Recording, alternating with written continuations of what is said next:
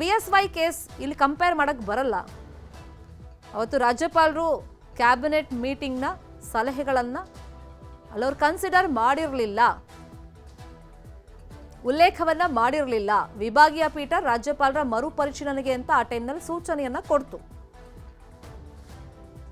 ಇನ್ನಿಲ್ಲಿ ಮೌಖಿಕವಾಗಿ ದೂರುಗಳು ಬಂದರೂ ಕೂಡ ಸಿಎಂ ಅಂತ ಹುದ್ದೆಯಲ್ಲಿರುವಂಥ ವ್ಯಕ್ತಿಗಳ ಮೇಲೆ ಇಲ್ಲಿ ತನಿಖೆಗೆ ಆದೇಶವನ್ನ ಕೊಡಬಹುದು. FIR ಆಗಲಿ, FIR ಆದಮೇಲೆ ಸಿಎಂಗೂ ಕೂಡ ಪ್ರಶ್ನೆ ಮಾಡೋದಕ್ಕೆ ಹಕ್ಕು ಬರುತ್ತೆ, ಅಧಿಕಾರ ಬರುತ್ತೆ. ತನಿಖೆ ನಡೆದ ಮೇಲೆ ಗೊತ್ತಾಗುತ್ತಲ್ಲ, ಸತ್ಯ ಹೊರಗಡೆ ಬರುತ್ತೆ.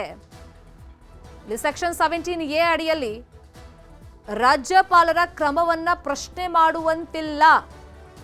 ಅವರು ಸ್ವತಂತ್ರರು, ವಿವೇಚನೆಯನ್ನ ಬಳಸಿನೇ ಪ್ರಾಸಿಕ್ಯೂಷನ್ಗೆ ಅನುಮತಿಯನ್ನ ಕೊಟ್ಟಿರೋದು. ಎಲ್ಲ ವರದಿಗಳನ್ನ ನೋಡಿದ್ದಾರೆ. ಸರ್ಕಾರ ಈ ಮುಡಾ ಹಗರಣದಲ್ಲಿ ಅಕ್ರಮ ಆಗಿದೆ ಅಂತ ಮೇಲ್ನೋಟಕ್ಕೆ ನಿರ್ಧಾರ ಮಾಡಿ ಸಮಿತಿಯನ್ನ ರಚನೆ ಮಾಡಿದೆಯಲ್ಲ, ಅದನ್ನು ಕೂಡ ರಾಜ್ಯಪಾಲರು ಗಮನಿಸಿದ್ದಾರೆ. ಕಾನೂನು ತಜ್ಞರ ಜೊತೆಯಲ್ಲಿ ಚರ್ಚೆ ಮಾಡಿದ್ದಾರೆ, ಅಧಿಕಾರಿಗಳ ಜೊತೆಯಲ್ಲಿ ವರದಿ ತರಿಸ್ಕೊಂಡು ಚರ್ಚೆ ಮಾಡಿದ್ದಾರೆ. ನಂತರವೇ ಅವರು ಸಿಎಂ ವಿರುದ್ಧ ಪ್ರಾಸಿಕ್ಯೂಷನ್ಗೆ ಅನುಮತಿಯನ್ನ ಕೊಟ್ಟಿರೋದು.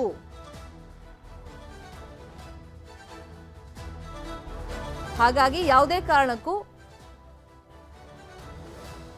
ಪ್ರಾಸಿಕ್ಯೂಷನ್ಗೆ ಅನುಮತಿ ಕೊಟ್ಟಿರೋದನ್ನ ರದ್ದು ಮಾಡಬಾರದು ಅಂತ ಹೇಳಿ ಪ್ರಭುಲಿಂಗ ನಾವದಿಗೆಯವರು ಹೇಳಿದ್ರು.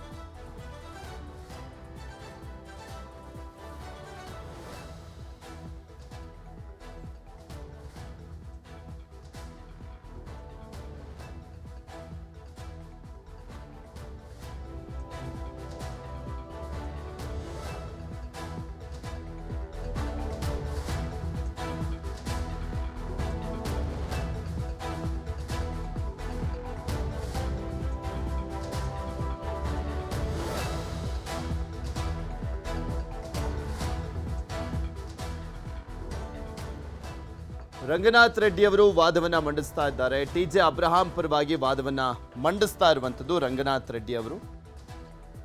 ಕೊನೆಯದಾಗಿ ಇರುವಂಥ ದೂರುದಾರ ಈಗ ಅವರ ಪರವಾಗಿ ವಾದ ಮಂಡನೆ ಆಗ್ತಾ ಇದೆ. ರಂಗನಾಥ್ ರೆಡ್ಡಿ ಅವರ ವಾದ ಆದ ನಂತರ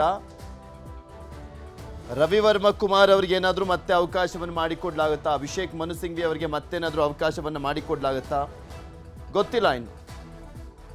ಬಟ್ ಈಗ ರಂಗನಾಥ್ ರೆಡ್ಡಿ ಅವರು ವಾದವನ್ನ ಮಾಡ್ತಾ ಇದ್ದಾರೆ. 3 ದೂರುದಾರರ ಪೈಕಿ 2 ದೂರುದಾರರ ಪರವಾಗಿ ಈಗ ಆಲ್ರೆಡಿ ವಾದ ಆಗಿದೆ. ಸ್ನೇಹಮಯಿ ಕೃಷ್ಣ ಅವರ ಪರವಾಗಿ ಮಣಿಂದರ್ ಸಿಂಗ್ ಅವರು ವಾದವನ್ನು ಮಾಡಿದರು. ಅದಾದ ನಂತರ ಪ್ರದೀಪ್ ಕುಮಾರ್ ಅವರ ಪರವಾಗಿ ಪ್ರಭುಲಿಂಗ ನಾವದಗಿ ಅವರು ವಾದವನ್ನು ಮಾಡಿದರು. ಈಗ TJ ಅಬ್ರಹಾಂ ಅವರ ಪರವಾಗಿ ರಂಗನಾಥ್ ರೆಡ್ಡಿ ಅವರು ವಾದವನ್ನ ಮಾಡ್ತಾ ಇದ್ದಾರೆ. 17A ಅಡಿ ಖಾಸಗಿ ದೂರುದಾರರು ಅನುಮತಿಯನ್ನ ಪಡಿಬೇಕು. ಸಿಎಂ ವಿರುದ್ಧ ದೂರು ಕೊಡಬೇಕು ಅಥವಾ FIR ದಾಖಲು ಆಗಬೇಕು ಅಂದ್ರೆ ಫಸ್ಟ್ ರಾಜ್ಯಪಾಲರು ಅದಕ್ಕೆ ಒಪ್ಪಿಗೆಯನ್ನ ಕೊಡಬೇಕಾಗತ್ತೆ, ಇಲ್ಲಾಂದ್ರೆ ದೂರು ಕೊಡ್ಲಿಕ್ಕೆ ಆಗೋದಿಲ್ಲ. ಸೊ ಆ ಪ್ರೋಸೆಸ್ ಅನ್ನ ಮಾಡಿದ್ದಾರೆ TJ ಅಬ್ರಹಾಂ. 17A ಅಡಿಯಲ್ಲಿ ಖಾಸಗಿ ದೂರುದಾರರು ಅನುಮತಿಯನ್ನ ಪಡಿಬೇಕಾಗಿರುವಂತ ಹಿನ್ನೆಲೆಯಲ್ಲಿ ಪ್ರಮುಖವಾಗಿ ಫಸ್ಟು ಪೊಲೀಸರ ಬಳಿ ದೂರನ್ನ ಕೊಡ್ಲಿಕ್ಕೆ ಹೋದಂತ ಸಂದರ್ಭದಲ್ಲಿ ಅದಾಗಿಲ್ಲ. ಯಾಕೆಂದ್ರೆ ರಾಜ್ಯಪಾಲರಿಂದ ಅದಕ್ಕೆ ಅನುಮತಿ ಸಿಗಬೇಕಾಗಿತ್ತು.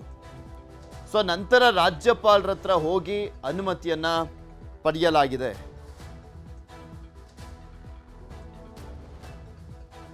ರಾಜ್ಯಪಾಲರ ಅನುಮತಿಯನ್ನ ಪಡೆದು ದೂರನ್ನ ದಾಖಲಿಸಲಾಗಿದೆ. ಈಗ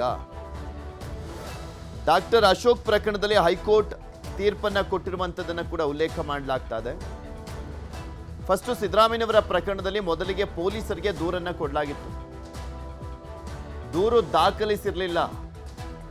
ರಾಜ್ಯಪಾಲರ ಅನುಮತಿಯನ್ನ ಕೇಳಿದ್ರು ಆ ಸಂದರ್ಭದಲ್ಲಿ. ಸೊ ಹೀಗಾಗಿ ರಾಜ್ಯಪಾಲರ ಅನುಮತಿಯನ್ನ ನಂತರ ಪಡೆದುಕೊಳ್ಳಲಾಗಿದೆ ಅಂತ ರಂಗನಾಥ್ ರೆಡ್ಡಿ ಅವರು TJ ಅಬ್ರಹಾಂ ಅವರ ಪರವಾಗಿ ವಾದವನ್ನ ಮಂಡಿಸ್ತಾ ಇದ್ದಾರೆ. ವಾದ ಪ್ರತಿವಾದ ಎರಡೂ ಕಡೆಯಿಂದ ಆಗಿದೆ.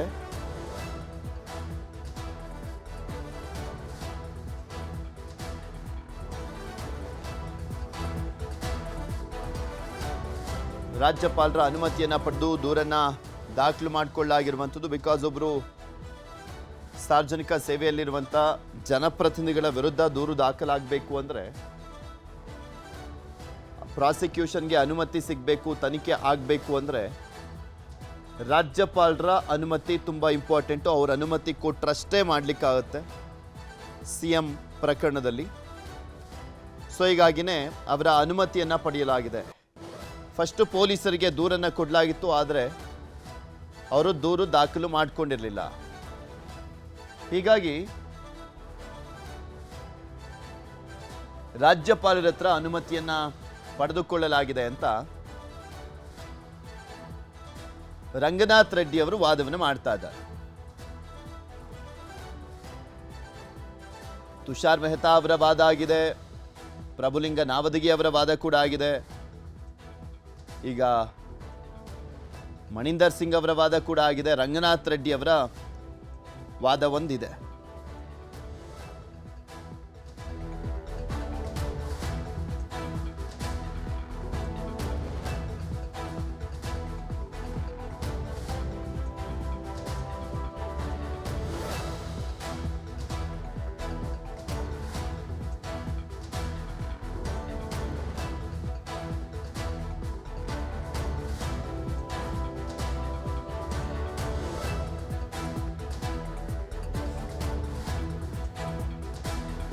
ಇವತ್ತೇ ತೀರ್ಪು ಬರುತ್ತಾ ಅಥವಾ ಇನ್ನೂ ತೀರ್ಪನ್ನ ಕಾಯ್ದಿರಿಸಲಾಗುತ್ತಾ ಕಾದ್ ನೋಡ್ಬೇಕು.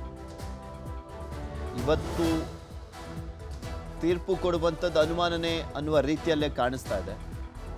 ಯಾಕೆಂದರೆ ಸುದೀರ್ಘವಾದಂಥ ವಾದ ಪ್ರತಿವಾದವನ್ನು ಆಲಿಸಲಾಗ್ತಾ ಇರುವಂಥ ಹಿನ್ನೆಲೆಯಲ್ಲಿ ಅದಕ್ಕೇನಾದರೂ ಕಾಲಾವಕಾಶ ತೆಗೆದುಕೊಳ್ಳಲಾಗುತ್ತಾ ನ್ಯಾಯಮೂರ್ತಿಗಳಿಂದ? ತನಿಖೆ ಅಲ್ವಾ, ತನಿಖೆಗೇನಾದರೂ ಅಸ್ತು ಅಂತಾರ, ಅಥವಾ ರಾಜ್ಯಪಾಲರು ತನಿಖೆಗೆ ಓಕೆ ಅಂದಿರುವಂಥದ್ದೇ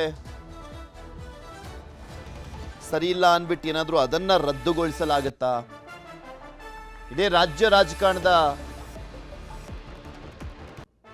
ಕುತೂಹಲ ಹೈಕೋರ್ಟ್ನತ್ತ ನೆಟ್ಟಿರುವಂಥದ್ದು. ಈ ಕುತೂಹಲಕ್ಕೆ ಯಾವಾಗ ಬ್ರೇಕ್ ಬೀಳುತ್ತೆ ಕಾದ್ ನೋಡ್ಬೇಕು. ರಾಜ್ಯ ರಾಜಕಾರಣದಲ್ಲಿ ಸಿದ್ದರಾಮಯ್ಯನವರ ಪ್ರಕರಣ ಭಾರಿ ಸದ್ದು ಮಾಡ್ತಾ ಇದೆ. ಇದು ಸಿದ್ದರಾಮಯ್ಯನವರ ರಾಜಕಾರಣದಲ್ಲೇ ಒಂದು ರೀತಿಯಾಗಿ ಕಪ್ಪು ಚುಕ್ಕಿಯ ರೀತಿಯಲ್ಲಿ ಕಾಣಿಸ್ತಾ ಇರುವಂಥದ್ದು. ಸಿದ್ದರಾಮಯ್ಯನವರೇ ಹೇಳ್ತಾ ಇದ್ರು, ನನ್ನ 40 ವರ್ಷದ ರಾಜಕಾರಣದಲ್ಲಿ ಇದುವರೆಗೂ ಒಂದೇ ಒಂದು ತಪ್ಪು ಮಾಡಿಲ್ಲ, ಈಗಲೂ ಮಾಡಿಲ್ಲ, ಮುಂದೇನೂ ಮಾಡಲ್ಲ ಅಂತ ಹೇಳ್ತಾ ಇದ್ರು. ಆದರೆ ಈ ಮೂಡ ಪ್ರಕರಣ ಇದೆಯಲ್ಲ, ಸಿದ್ದರಾಮಯ್ಯನವರನ್ನ ತುಂಬಾ ಡಿಸ್ಟರ್ಬ್ ಮಾಡಿರುವಂಥ ಪ್ರಕರಣ. ಯಾಕೆಂದರೆ ಸಿದ್ದರಾಮಯ್ಯನವರ ಮಾತುಗಳಲ್ಲೇ ಊಹಿಸ್ಬೋದು ಈ ಪ್ರಕರಣ ಎಷ್ಟು ಮಟ್ಟಿಗೆ ಸಿದ್ದರಾಮಯ್ಯನವರಿಗೆ ಡ್ಯಾಮೇಜ್ ಮಾಡಿದೆ, ಮೂಡೌಟ್ ಮಾಡಿದೆ, ಡಿಸ್ಟರ್ಬ್ ಮಾಡಿದೆ ಅಂತ. ಸಿದ್ದರಾಮಯ್ಯನವರು ಮೊನ್ನೆ ಬೆಳಗಾವಿಗೆ ಹೋಗದಂಥ ಸಂದರ್ಭದಲ್ಲೂ ಕೂಡ ಹೇಳ್ತಾ ಇದ್ರು, ಸಂಗೊಳ್ಳಿ ರಾಯಣ್ಣ ಅವ್ರನ್ನ ಇಟ್ಕೊಟ್ಟಿದ್ದು ಬೇರೆ ಯಾರೂ ಅಲ್ಲ, ನಮ್ಮವರೇ ಅಂತ ಹೇಳಿದರು. ಅಂದರೆ ಸಂಗೊಳ್ಳಿ ರಾಯಣ್ಣ ಜೊತೆಲಿದ್ದಂಥವರೇ ಇಟ್ಕೊಟ್ಟಿದ್ದು ಅಂತ. ರಾಜಕೀಯವಾಗಿ ಮಾತನಾಡ್ತಾ ಎಷ್ಟು ಮಟ್ಟಿಗೆ ಡಿಸ್ಟರ್ಬ್ ಆಗಿದ್ದಾರೆ ಸಿದ್ದರಾಮಯ್ಯನವರು ಅನ್ನೋದಕ್ಕೆ ಅದೊಂದು ಬೆಸ್ಟ್ ಎಕ್ಸಾಂಪಲ್. ಎಲ್ಲೋದ್ರೂ ಕೂಡ ಮೂಢ ವಿಚಾರಕ್ಕೆ ಸಂಬಂಧಪಟ್ಟಂತೆ ಅಸಮಾಧಾನಗೊಳ್ತಾ ಇದ್ದಾರೆ ಸಿದ್ದರಾಮಯ್ಯನವರು.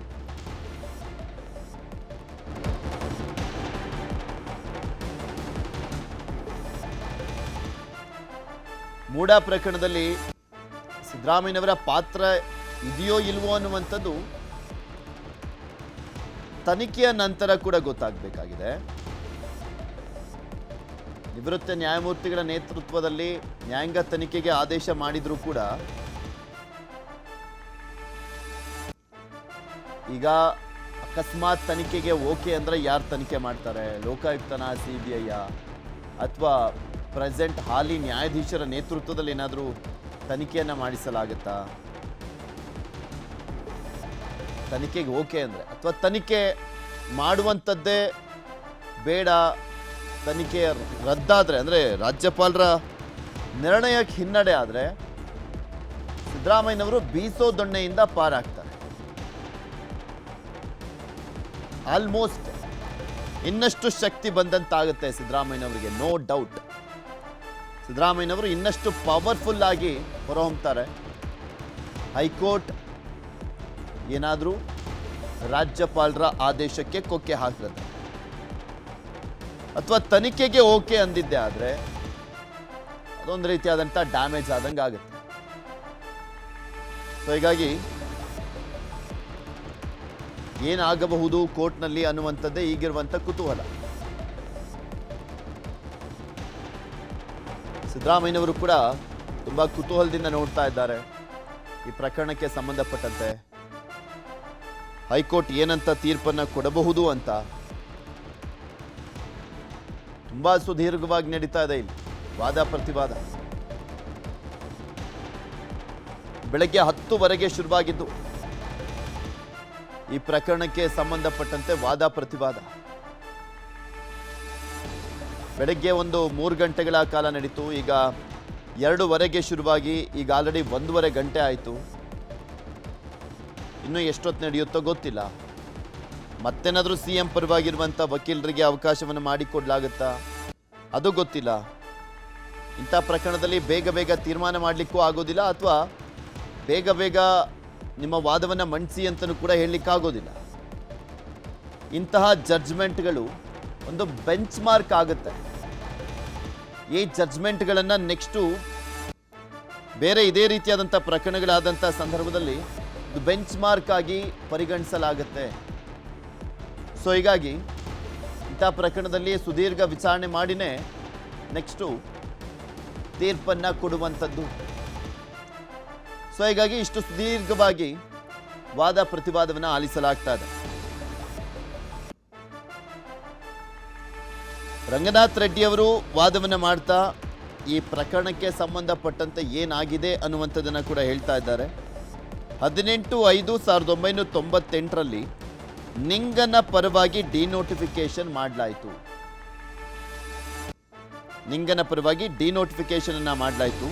ಆ ಸಂದರ್ಭದಲ್ಲಿ ಮಾಲೀಕ ನಿಂಗ ಜೀವಂತವಾಗಿರಲಿಲ್ಲ. ನಿಂಗನ ಪರವಾಗಿ ಡಿನೋಟಿಫಿಕೇಶನ್ ಮಾಡಲಾಗಿತ್ತಲ್ಲ, ಆ ಸಂದರ್ಭದಲ್ಲಿ ಮಾಲೀಕ ನಿಂಗನೇ ಇರಲಿಲ್ಲ. ಪರಿಹಾರ ನಿಗದಿಪಡಿಸಿದ 48 ದಿನಗಳ ಬಳಿಕ ಡಿನೋಟಿಫಿಕೇಶನ್ ಅನ್ನ ಮಾಡಲಾಗಿದೆ ನಂತರ ಅನ್ನುವಂಥದ್ದನ್ನ ರಂಗನಾಥ್ ರೆಡ್ಡಿ ಅವರು ವಾದವನ್ನು ಮಾಡ್ತಾ ಇದ್ದಾರೆ.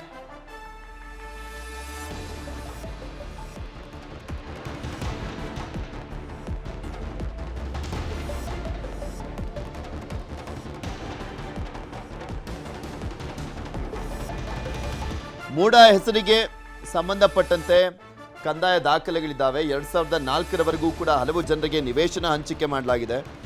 ಕೆಸರೆ ಗ್ರಾಮ ದೇವನೂರು ಬಡಾವಣೆಯಾಗಿ ಬದಲಾದ ನಂತರ ಮಾರಾಟ ಮಾಡಲಾಗಿರುವಂಥದ್ದು. ಆದರೆ ಬಡಾವಣೆ ಆಗಿದ್ದರೂ ಕೂಡ ಅದನ್ನು ಕೃಷಿ ಜಮೀನು ಅಂತ ದೇವರಾಜು ಎಂಬುವರಿಂದ ಕ್ರಯ ಮಾಡಿಸ್ಕೊಳ್ಳಲಾಗಿದೆ ಅಂತ ಈಗ ಆರೋಪವನ್ನು ಮಾಡಲಾಗಿದೆ.